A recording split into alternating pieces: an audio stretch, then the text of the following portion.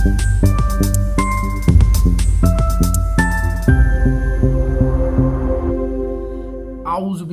मिनश्शैतानिर्रजीम बिस्मिल्लाहिर्रहमानिर्रहीम वहुवल्लज़ी सख़्ख़रल बहरा लितअकुलू मिन्हु लहमन तरिया। पाक है वो ज़ात जिसने तुम्हारे लिए समंदर को मुसख्खर कर दिया ताकि तुम खाओ इसमें से ताज़ा गोश्त। सदक़ल्लाहुल अज़ीम। अस्सलामु अलैकुम वरहमतुल्लाहि वबरकातुहू। मेरा नाम बिलाल अंजम है और आप मेरा यूट्यूब चैनल देख रहे हैं बिलाल अंजम। कैसे हैं सब दोस्त? उम्मीद करता हूँ अल्लाह ताला के फजल व करम से आप बिल्कुल ठीक ठाक हों। अल्लाह ताला आपके माल में, आपकी जान में, आपकी औलाद में बरकत अता फरमाए। जो लोग मेरे इस चैनल पर नए हैं तो प्लीज़ उनसे गुजारिश है मेरे चैनल को सब्सक्राइब कर दें, बेल आइकन को प्रेस कर दें। तो आज हमारा जो टॉपिक है वो है कि जब मछली आपकी खुंडी से लगती है तो वो ऐसी कौन सी हरकतें करती है पानी में, चूँकि हमें तो वो नज़र नहीं आती, लेकिन वो ऐसी हरकतें करके अपना आप बचाव कर लेती है। तो आज डिस्कस इस टॉपिक की होगी। रहू, मराग, गुलफाम, थैल वगैरह वगैरह, ये जितनी जी मछलियाँ हैं ये कुछ ना कुछ अपने बचाव के लिए कुछ ना कुछ करती हैं। पिछली वीडियो में मैंने आपको बताया था ना कि जब एक मछली अपनी खुंडी से आज़ाद होती है तो वो आज़ाद होकर क्या हरकत करती है जो दूसरी मछलियों को वहाँ से भगा ले जाती है। सबसे पहले हम लेते हैं मुराग को, जिसे मिर्गल भी कहते हैं, मोरी भी कहते हैं, मुराक भी कहते हैं। इसका जो पाकिस्तानी नाम है ना उर्दू में, उसको बोलते हैं नौरैन और उसका दूसरा नाम है नैनी। ये पाकिस्तान की वाहिद खूबसूरत मछली है जिसको ये फोकियत हासिल है, यानी कि पाकिस्तान की खूबसूरत छिलके वाली मछली का अगर जिक्र किया जाए तो मुराक है। अच्छा, जब ये खुंडी पे लगती है, चूँकि इसके जो होंठ है ना वो बहुत नाजुक होते हैं, तो सबसे ज़्यादा जो मुश्किल काम होता है ना इसको ही निकालना होता है। बाकी मछलियाँ उसको इतना मुश्किल नहीं है जितना मुश्किल इसको है, क्योंकि इसके होंठ बड़े नाजुक होते हैं। अच्छा, उसकी जो खासियत है ना मराग की वो ये है, कुंडी उठाने के बाद वो ऐसे ऐसे सर मारती है, ऐसे ऐसे ऐसे ऐसे सर मारती है। तो सर मारने से वो जो वेट होता है ना वो वेट ऐसे हचकोले खाता है, ऐसे ऐसे करता है।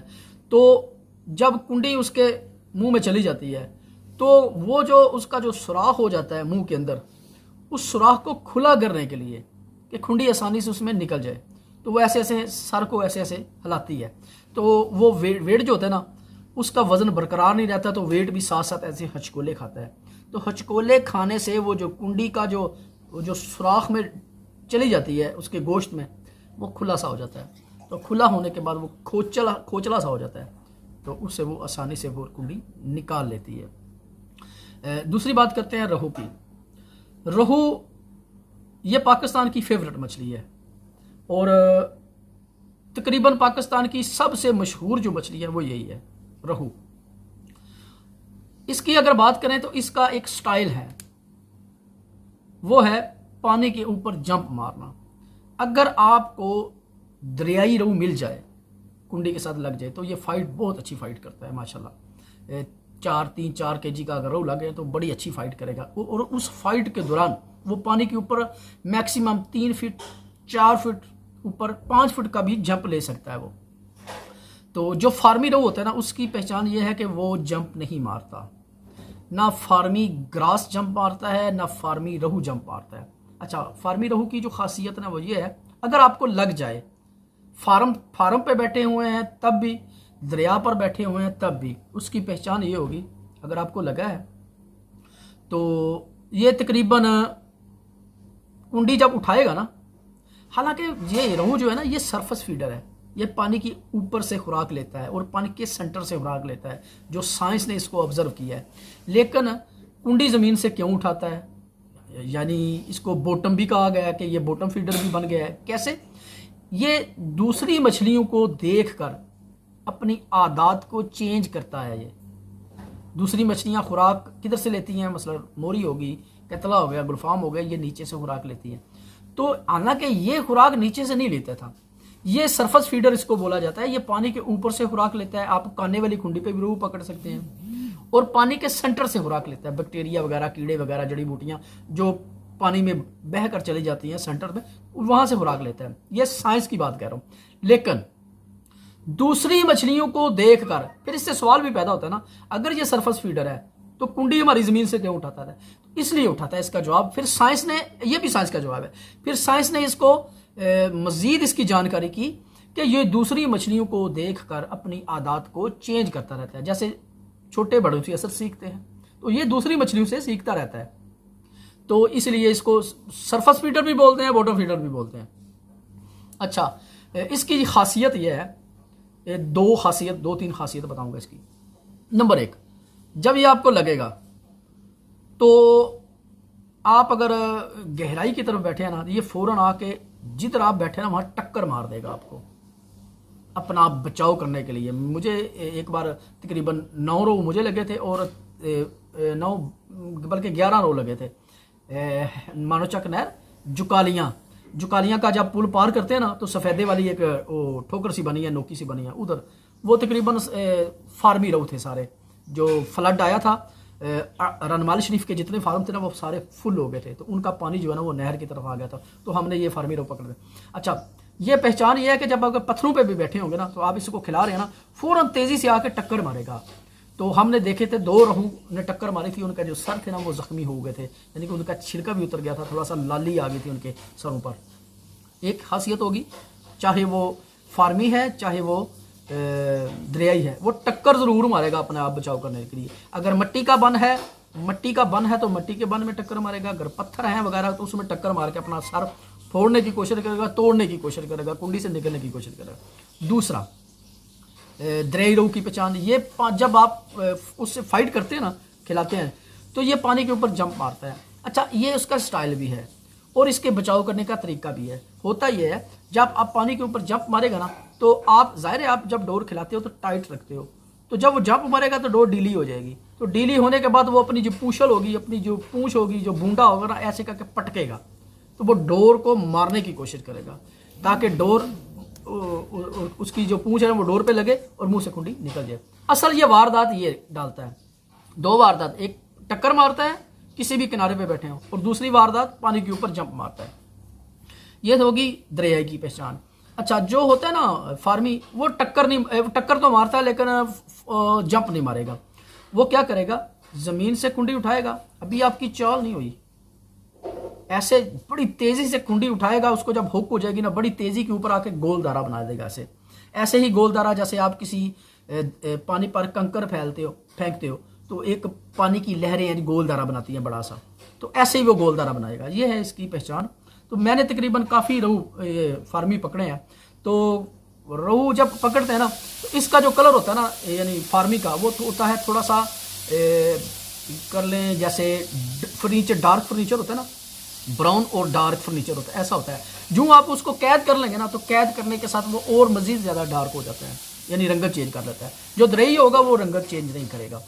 दरियाई में भी सफ़ेद रहू भी होता है, ज़्यादातर ये डैम में मिलते हैं, मंगला डैम में बहुत ज़्यादा सफ़ेद रहू है। मैंने ज़िंदगी में पहली बार उस्ताद नासिर डार के साथ, जो मैंने आपने पहले भी बताया था, जो पहली बार लस देखी थी दरिया को बंद होते, तो उससे पहले मैंने शिकार किया था, तो 17 रहू हमने पकड़े थे, वो वाइट थे, 1.25 kg 1.5 kg। तो सफ़ेद कलर का भी होता है और काले रंग का भी होता है, जैसे कलबास होती है ना, डाई होती है, ये तकरीबन उस कलर का भी मिलता जुलता है। 2 कलर हो गए। तीसरा, इसमें कलर आ जाता है थोड़ा सा जैसे बालछड़। कितनी किस्म का होता है बालछड़? होता है 3 किस्म का। एक होता है काला बालछड़, काला रोहू भी आ गया। एक होता है गोल्डन बालछड़, गोल्डन रोहू भी आ गया। गोल्डन इस तरह का गोल्डन नहीं जैसे माल्टे की जो छिलका होता है, इस तरह गोल्डन नहीं, वो होता है तकरीबन जैसे कैमल कलर, शेर के जो बाल होते हैं, ऊंट के बाल, इस तरह का भी बालछड़ होता है। और रहू भी इस तरह का ही होता है तकरीबन, वैसे जैसे ये दरिया सतलुज में होते हैं, इस तरह सिंध में होते हैं, सतलुज में होते हैं, उनका कलर बहुत प्यारा होता है। तो एक गोल्डन भी होते हैं, यानी ये फार्मी होते हैं, ये तकरीबन उसी शक्ल के होते हैं, थोड़े से डार्क वगैरह होते हैं। अच्छा, ये हो गया। अब आते हैं ग्रास। अच्छा, ग्रास का भी स्टाइल सेम रहू की तरह है। मुझे 4 kg का ग्रास लगा था एक चकोड़ा में, मैंने उसका भी जिक्र किया था। वो तकरीबन 3-4 फुट उसने जंप मारा था, रात के 1:30-2 बजे वो लगा था। तो ग्रास का भी यही स्टाइल है, ज़मीन से कुंडी उठाता है। तो अभी चाल बाद में होती है, जब ऊपर आके जंप मारता है ना, तो लोग उसका जंप देखते हैं, तो अड्डे की चाल फिर बाद में होगी। तो वो भी इसी तरह ही करता है, डोर ढीली करके बूंदा मारता है, पूछल मारता है। ये भी उसके बचाव करने का तरीका है। और बाकी डाई है। डाई वो भी इसी तरह सर मारती रहती है, कभी इधर कभी इधर कभी इधर, अपने बचाव के लिए। लेकिन जो खोचल मछली है ना, उसके बारे में आपको बताता हूँ। थैल के बारे में मुझे इतनी जानकारी तो नहीं है, पर इतना अर्ज करूँ कि थैल जो है फाइट करता है अच्छी। कुछ लोगों का कहना है कि थैल, क्योंकि मुझे इतने थैल नहीं लगे, बस एक ही थैल लगा था, इसमें मैं इतना एक्सपर्ट तो नहीं हूँ। तो वो क्या करता है, कहते हैं जी ज़मीन पे बैठ जाता है। तो ज़मीन पे बैठने से क्या करता है अब ये पता नहीं है, क्योंकि चूंकि मेरा तजर्बा नहीं है और इसमें कमेंट्स नहीं करूँगा। अगर आपको पता है तो आप ज़रूर बताइएगा कमेंट्स में। हाँ, एक मछली है, वो है गुलफाम। गुलफाम की खासियत आपको बता देता हूँ। ये जो सारा मुद्दा है ना, जो सारा टॉपिक है, ये मेन मुद्दा गुलफाम पे ही है। बाकी मछलियाँ तो तकरीबन आपने पकड़ी हैं, लगती भी हैं, वो हरकतें जो करती हैं वो आप सब शिकारियों को पता होता है, लेकिन गुलफाम का किसी को पता नहीं होगा वो क्या है। इसके लिए मैं एक वाक़या सुनाता हूँ आपको। जुकालियाँ जब आप थोड़ा सा जुकालियाँ के पुल के आगे चला जाएं, वो जो बन होता है ना, जो कादराबाद की तरफ मुड़ जाता है, वो बन से नीचे नहर के एक पीटर वाला पैड़ा था, बड़ा मशहूर है, अभी भी है। एक वक्त ज़माने में उधर पीटर लगा होता था, तो उसका नाम पड़ गया पीटर वाला पैड़ा। तो आज से तकरीबन कोई 20 साल पीछे चले जाएं या 20-25 साल, तो मेरा बड़ा जो भाई था मास्टर जवेद इकबाल, उनके साथ नासिर डार था, उनके साथ मियाँ शहद था जो इस वक्त इटली में है। तो वो वहाँ शिकार पे गए, तो वहाँ लग गया इनको एक दाना लग गया। अब क्या हुआ, इनकी जो खुशकिस्मती थी वो ये थी कि जब दाना दूर था तो खिलाकर दाना करीब आ गया, लेकिन पानी के ऊपर वाली सतह पे आ गया था। 1 इंच या 1 फुट या 1.5 फुट वो पानी के नीचे था, बिल्कुल ज़मीन पर नहीं था, पानी के 1 फुट या 1.5 फुट नीचे था। अब ये इनको खींच रहे, वो नहीं आ रहा। ऐसे ही समझ लीजिए जैसे एक भैंस होती है, अकड़ जाती है, उसको मारें पीटे, अब वो नहीं उठती। तो सेम दाने की भी यही कंडीशन हो गई थी, दाना नहीं आ रहा था। ये बार बार उसको खींच रहे थे, ज़्यादा खींच रहे थे, तो दाना आ ही नहीं रहा था। फिर मेरे भाई ने क्या किया, अपने बाजू को ऊपर किया, और ये जो डोर थी ना, तकरीबन वो जो ज़मीन थी ना, ज़मीन से तकरीबन आधा फुट या 1 फुट पानी नीचे था, तो इसने अपना बाजू पानी के अंदर डाल दिया, मुकम्मल डाल दिया, उसको रख दिया उधर। तो तकरीबन 1 मिनट के बाद वो उसने अपने आप को ढीला छोड़ दिया, तो इन्होंने बाहर निकाल दिया। अच्छा, इसके बाद काफ़ी अरसा गुजरने के बाद मेरे साथ जो वाक़या हुआ, अभी मैं इसका बाद में बताता हूँ तो मछली कौन सी थी। काफ़ी अरसे बाद मैं रोड़ा वाले पेड़े पे गया होते हैं, हमने रात लगाई। मैं था, मुबशर भट्ट था, और भी काफ़ी मेरे साथी थे गांव के। तो वहाँ हमने डोरी लाई, गर्मी थी, टेंट वगैरह हमने नहीं लेके गए थे।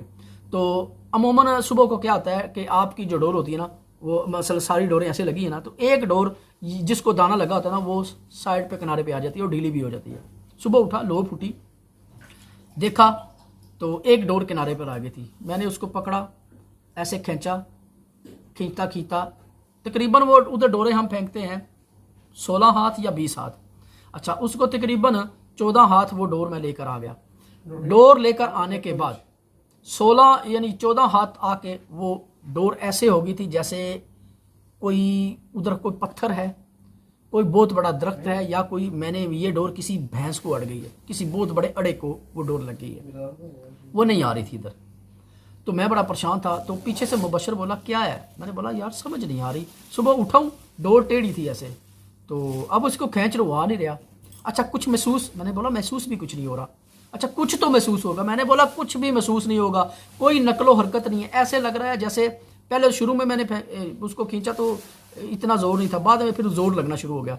और अल्लाह की कसम इतना ज़ोर लगाया मैंने, इतना ज़ोर लगाया कि जैसे ही एक कोई बड़ी भैंस होती है ना, उसको आप खींचते हैं तो कितना ज़ोर लगाते हैं, ऐसे ही समझ लीजिए जैसे आपको पातल लग गई है। हालांकि पातल भी जो होती है ना, वो भी कुछ हरकतें करती है। चूँकि ये हमारा जो मौजू आज का यही है कि मछली अपने बचाव के लिए क्या करती है। जब आपको पातल लग जाए तो वो क्या हरकत करती है, वो भी डिस्कस करता हूँ मैं। पातल का ये होता है कि पातल के होते हैं पंजे, ठीक है, वो तेज़ी से जाती है, वो ज़मीन में पंजे गाड़ लेती है। अच्छा, पातल की दूसरी निशानी ये है कि जब आप अड्डे की चाल होती है ना, ऐसे हमारी मछली जो होती है ना, वो ऐसे से चाल करती है, लेकिन पातल की चाल ऐसे नहीं हो, ऐसे हो गई, ये ऐसे फिर ऐसे, घुंघरू नहीं खड़केगा, ऐसे फिर ऐसे। क्यों? क्योंकि वो अपनी वो जो उसकी जो गर्दन होती है ना, गर्दन में लचक होती है, ऐसे ऐसे लचक होती है, वो ऐसे डोर को खींचेगी ऐसे, तो गर्दन उसको अंदर की तरफ लेके जाएगी, फिर बाहर निकालेगी, फिर अंदर की तरफ लेके जाएगी। तो अड्डे की चाल ऐसे होगी, घुंघरू नहीं खड़केगा। घुंघरू कब खड़केगा? जब वो थोड़ा सा और पीछे होगी और जोर लगाएगी तो ये रुकू की शक्ल में ऐसे चला जाएगा तो अड्डे से डोर निकलेगी, फिर आपको पता चलेगा वो अड्डे की चाल होगी। अगर आप देख रहे हो तो आप जजमेंट आसानी से कर लेंगे कि ये कचवा है या पातल है। अच्छा, उसका दूसरा जो होता है ना वो ये है बचाव करने का तरीका। जैसे आपने देखा होगा ना जो होते हैं गुलूकार होते हैं उनके पास एक गिटार होता है, तो गिटार में जो तारें होती हैं ना, तारों को ऐसे छेड़ेंगे ना तो इस तरह की आवाज़ आएगी। तो सेम आपको भी वो वाइब्रेट होगी डोर। गौर से अपने दिल की खिड़कियों को खोलें, गौर से सुने, फोकस करें, डोर को पकड़ें, दिल की धड़कन को रोक लें, ऐसे गौर से देखें तो वो वाइब्रेट करेगी। ऐसे वो क्यों वाइब्रेट करेगी? कछुआ भी इस तरह करता है, खासकर पातल भी इस तरह करती है।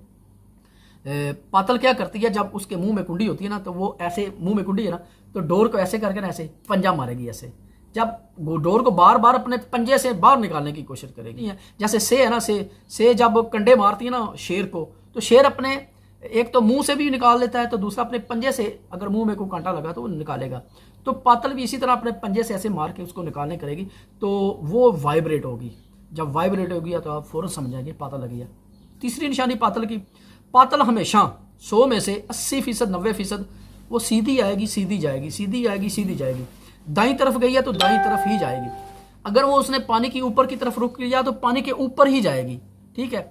लेकिन ये कब होगा? जब 100% होगा, 80% कर लें आप। लेकिन 5% पातल दाएं भी जाएगी, बाएं भी जाएगी, उधर जिसका उसका दिल करेगा वो दाने की यानी सेम नकल हरकत करेगी। जैसे दाना आप खिला रहे हैं तो वो बाएं, कभी बाएं चला जाता है, कभी दाएं चला जाता है, कभी आगे कभी पीछे, ऐसे चलता रहता है दाना। पातल, कुछ पातल, सब नहीं, लेकिन कभी कभी ऐसा हो जाता है कि पातल भी दाएं बाएं आगे पीछे, लेकिन आप फिर बड़े से बड़ा शिकारी भी जजमेंट नहीं कर सकता कि क्या लगा है।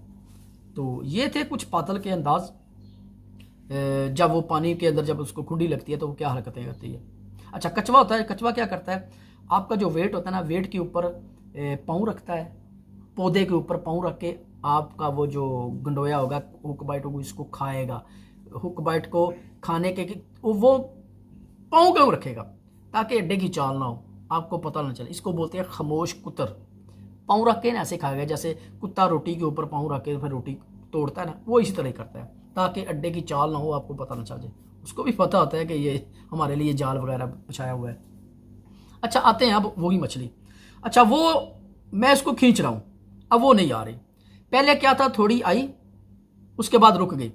अच्छा, मुझे महसूस हो रहा था कि एक ये कि मैं जब सुबह सुबह उठा था ना, अचानक उठा तो हवास बाख्ता था, दिमाग सही तरह काम नहीं कर रहा था। बस फौरन गया, देखा है डोर तिरछी है तो डोर को पकड़ के ऐसे खींचने लग गया।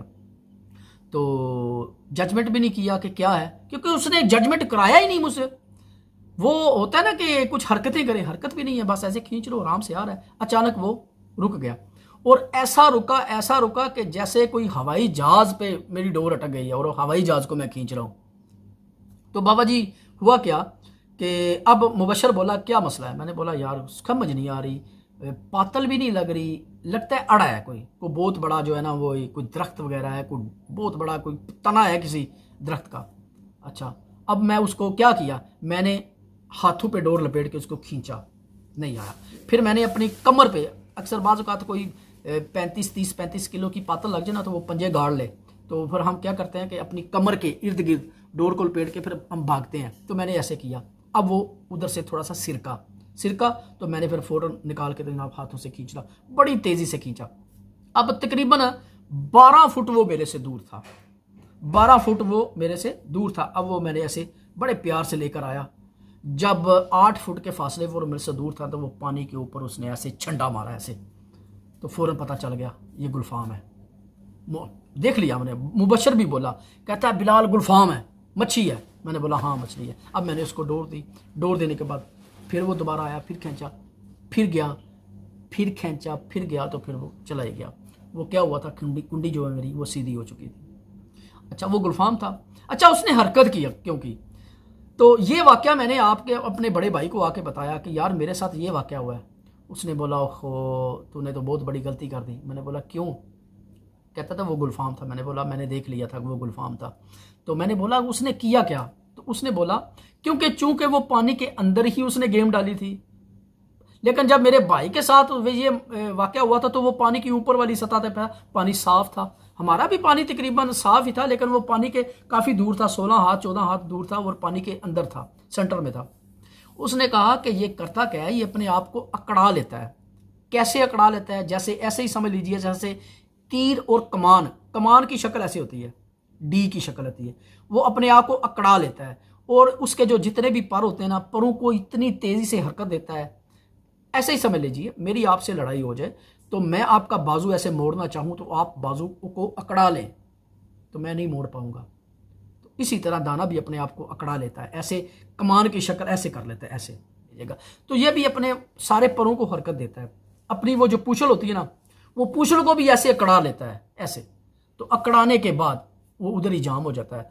और ये दाना कौन से साइज का काम डालता है? ये दाना मैक्सिमम 4 kg से ऊपर 4, 5, 6, वो हमारा जो मेरा दाना जो मिस हुआ था ना, वो दाना था मैक्सिमम 8 या 10 kg तक था। जो मेरे बड़े भाई को लगा था ना, वो भी 8 kg 10 kg तक ही लगा था।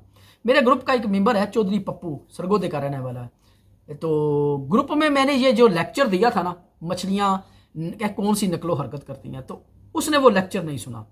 अब वो मुझसे चारा वगैरह मैंने उसको दिया, बताया। अब वो बोरा लगाया था तो पानी काफ़ी तेज़ था, जेलम का तकरीबन कर लें 10-12 हज़ार दरिया चल रहा था। काफ़ी ऊपर किनारे पे बैठ के इसने डोरे लगा दी। थोड़ा सा कट था दरिया का उधर, तो पानी यानी कि उस मिट्टी गिरी हुई थी, टोया बना हुआ था, उधर उसने डोरे लगाई। थोड़ी सी रोक थी पानी की, डोरे लगाई। अचानक चाल हुई, तो चाल में उसने जब ऐसे खींचा तो वो उसने समझा कि ये बहुत बड़ा अड़ा है। उसने खींचा, इतना खींचा जैसे सेम से मेरी तरह। अब वो थोड़ा सा करीब आके उसने भी हरकत की। जब हरकत की तो इसने देखा ये तो मछली है, तो वो फ़ौरन जनाब उसने फिर खिलाना शुरू किया, लेकिन वो भाग गई। उसने फिर जिक्र किया तो मैंने उसको बोला तो क्या तूने मेरा वो वाकया नहीं सुना था? मैंने जो ग्रुप में लेक्चर दिया था, उन्होंने कहा बिलाल भाई मैंने नहीं सुना था। तो मैंने कहा अगर तू सुन लेता तो ये तुम्हारी मछली जाना होती। वो कहता था मैक्सिमम को 20 यानी कि 18-20 kg का था वो। यानी कि ये हरकत सिर्फ गुलफाम करता है, क्योंकि मैंने इसको देखा है, मैंने ऑब्जर्व किया। मैं अपने बड़े भाई से कुछ चीज़ें ऐसी होती हैं कि पाकिस्तान के कुछ शिकारियों को पता होती हैं वो चीज़, वो उसको नोटिस में लेकर आते हैं, उसका बाकायदा उसके साथ तजर्बा होता है, वाक़यात होते हैं। ये सब के साथ ऐसा नहीं होता, क्योंकि आज का जो राड है ना, राड में भी ऐसा हो सकता है, लेकिन राड में कम होता है, क्योंकि राड की एक लचक होती है, मछली को दर्द देने के लिए वो काफ़ी होती है। तो ये ज़्यादातर लम डोर पे ना ये गेम डालता है। तो उम्मीद करूँगा इंशाल्लाह अगर आपको वो गुलफाम लग जाए, फ़र्ज़ करें आपको पता नहीं है कि कौन सी मछली लगी है, वो आप उसको ऐसे फ़र्ज़ करें आपको पातल भी लगी है, लेकिन आप उसको मछली समझ के खिलाएं। अगर वो जाम हो गई है, उसको खींच रहे हैं काफ़ी देर तक, अच्छा अगर आप डोर ऐसे पकड़ के रखेंगे ना, तो मैक्सिमम हो सकता है आधा घंटा भी वो अपने अकड़पन ख़त्म ना करे। ठीक है, तो आपने हौसले के साथ उसको खिलाना है। 5 kg से ऊपर गेम डालता है तो उसको जोर नहीं लगाना। मैंने तो अपना दाना ज़ाया कर दिया, वो ज़िंदगी में एक बार ही हुआ था, दोबारा नहीं ऐसा हुआ। तो आपने भी उसको ज़ाया नहीं करना, उसको जोर नहीं लगाना, बस आराम से। अगर वो हरकत नहीं कर रहा, उसको लेकर आ रहे हैं, वो अकड़ गया, अकड़ने दो। तो अच्छा उसका तरीका क्या है? उसका तरीका ये है, आप जब हवा कम हो तो गुड्डी उड़ा रहे हो तो ऐसे तुनके मारते हैं, गुड्डी को तुनके मार के आप ऊपर लेके जाते हैं। तो इसको भी हल्के हल्के ऐसे तुनके मारे, आप ऐसे तुनके मारेंगे ना, क्या होता है उसको दर्द दें, क्योंकि मछली दर्द से ही आप काबू कर सकते हैं। उसको ऐसे दर्द का एहसास दिलाएं, ऐसे तुनके मारे, बार बार तुनके मारे, छोड़ना नहीं है, ढीली नहीं छोड़नी, सब्र का दामन कायम रखना है। तो इसके उसको हुचके मारें, इसके तो तुनके मारें, तो इंशाल्लाह वो अपनी डोर ढीली कर लेगा, आप उसको खिला के बाहर निकलेंगे। तो ये था एक सीक्रेट, एक राज था कि गुलफाम ऐसी मछली है जो दूसरी मछली से, यानी कि ये दबो दाव खौर है, वो दा लगाती है। यानी कि यूँ समझ लीजिए कि जैसे बैल होती है, ये सिर्फ से बैल है, लेकिन इसकी ये हरकत जो है ना, ये बैलों की तरह नहीं है। ये बिल्कुल एक उसकी कुंडी से जान छुड़ाने की ये हरकत है, टेक्निक है कि उसकी। तो इस टेक्निक को मैंने ही इंशाल्लाह ये पूरे पाकिस्तान में ये लॉन्च किया है, क्योंकि मेरे बड़े भाई ने बताया था, और ये बड़े भाई को हुआ और मेरे साथ भी हुआ, और भी काफ़ी दोस्तों के साथ हो सकता है, लेकिन उनको पता नहीं है कि वो कौन सी मछली थी। तो मैंने आपको बता दिया। उम्मीद करूँगा आप आज की वीडियो आपको बहुत अच्छी लगी। तो कोशिश कीजिएगा कि मेरी बातों पर अमल कीजिएगा, मछली ज़ाया ना कीजिएगा। तो अगर वो एक दाना आपका मिस हो गया ना, तो वो सारी मछलियों को भगा के ले जाता है। इजाज़त दीजिए बिलाल अंजो को। अस्सलामु अलैकुम वरहमतुल्लाहि व बरकातहू।